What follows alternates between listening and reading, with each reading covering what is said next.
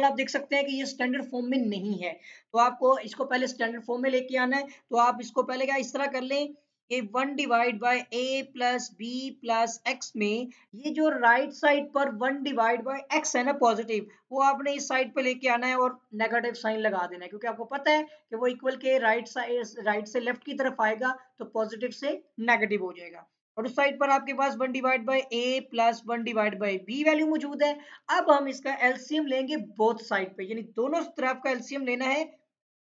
Side पर आपके पास LCM आ जाएगा, देखिए a plus b plus x है और साथ x भी मल्टीप्लाई करना होगा, क्योंकि वहां पर एडिशन में है a plus b plus x, तो ये x उसके साथ मर्ज नहीं है, तब आपको अलहदा से लिखना होगा। और इसी तरह ये अब आप देख सकते हैं कि हमारे पास एलसीएम है a plus b plus x और इसके साथ x भी है।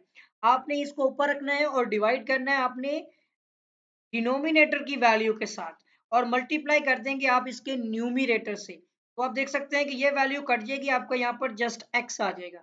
ओके, और उसके साथ ही आपने माइनस का साइन भी लगा देना है। और अब यही काम आपने 1 ओवर x के लिए भी करना है कि आपने पहले एलसीएम लिखना है। एलसीएम है आपका x into a plus b plus x और डिवाइड करना है आपने इसके डिनोमिनेटर के साथ, वो x है, और न्यूमिनेटर 1 से मल्टीप्लाई कर देंगे, ये x से कट जाएगा इस बार।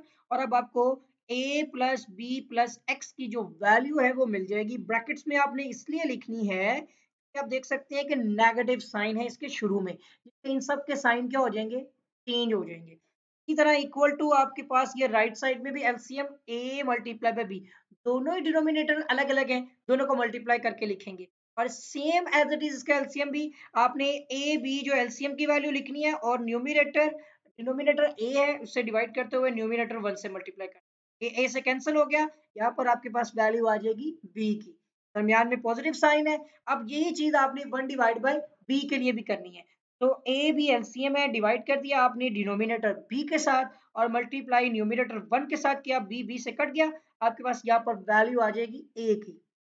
अभी हमने दोनों के एलसीएम ले लिए हुए हैं, ठीक है। अब हम थोड़ा सा सिंप्लीफाई कर लेते हैं और उसके बाद फिर हम इसको क्रॉस मल्टीप्लीकेशन में ले जाएंगे। फर्स्ट में देखें x माइनस ए प्लस बी प्लस एक्स आ जाएगा, ठीक है। और एक गलती होगी यहाँ पर कि आपने पॉजिटिव साइन नहीं, इन सब के साइन क्या होंगे, नेगेटिव होंगे।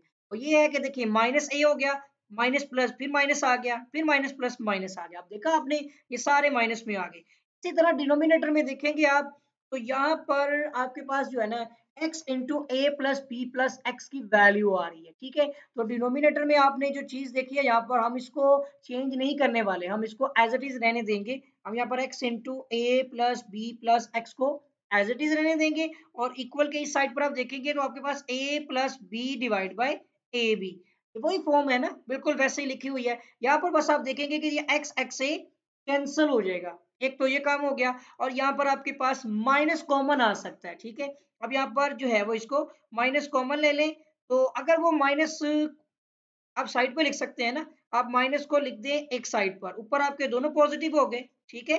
और डिवीजन में आपके पास क्या है, x into a plus b plus x, ठीक है। और इक्वल टू आपके पास यहाँ पर क्या वैल्यू बन रही है, वो है अपनी एज इट इज लिख देनी है a plus b divide by a b, ये यहाँ तक। अब आप ये चाहें तो ये सारी वैल्यू को उस तरफ भेज सकते हैं, यानी अगर हम यहाँ पर देखें तो आपने क्यों कैसा करना है, क्योंकि देखिए ऊपर a प्लस बी दोनों में सेम आ रहा है और इसको हम कॉमन ले सकते हैं।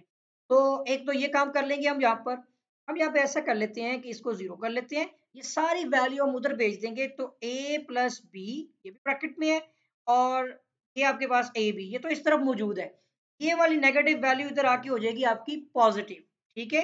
एक तो ये काम हो सकता है एग्जैक्टली ठीक है ना, हाँ बिल्कुल। और उसके बाद आपने यहाँ पर क्या करना है, या फिर एक चीज और होती है कि जो मल्टीप्लाई हो रही है डिवाइड हो रही है वो वैल्यू भी बन सकती है यहाँ पर, ठीक है ना।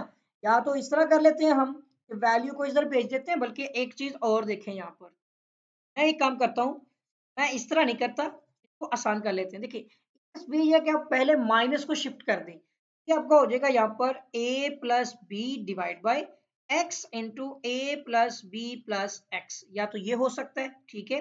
या फिर एक और काम होता है कि ये जो आपका माइनस है आप इसको इस तरह रखें, ठीक है। ये वाली माइनस वाली वैल्यू यहाँ पे क्या हो रही है, मल्टीप्लाई, लेकिन देखिए जब यही वैल्यू इक्वल के ऑपोजिट साइड पर जाएगी वहां पे जाके क्या हो जाएगी, डिवाइड हो रही होगी। तो ए बी के साथ जो है ये माइनस में ए प्लस बी जो है वो यहाँ पर देखें उधर मल्टीप्लाई हो रही थी, इसके नीचे आकर डिवाइड हो जाएगी और ये वैल्यू इससे क्या हो जाएगी कैंसल। इसके ऊपर कुछ नहीं है, 1 है इसके साथ भी, ठीक है। यहाँ पर ये वैल्यू आ गई और इसके बाद अब आप आगे देख सकते हैं कि अब हम इसको क्रॉस मल्टीप्लाई तो कर सकते हैं ना, यानी यहाँ पर है 1 divide by x into a plus b plus x आ गया, ठीक है। और इक्वल में आपके पास यहाँ पर क्या है -1 डिवाइड बाई ए बी।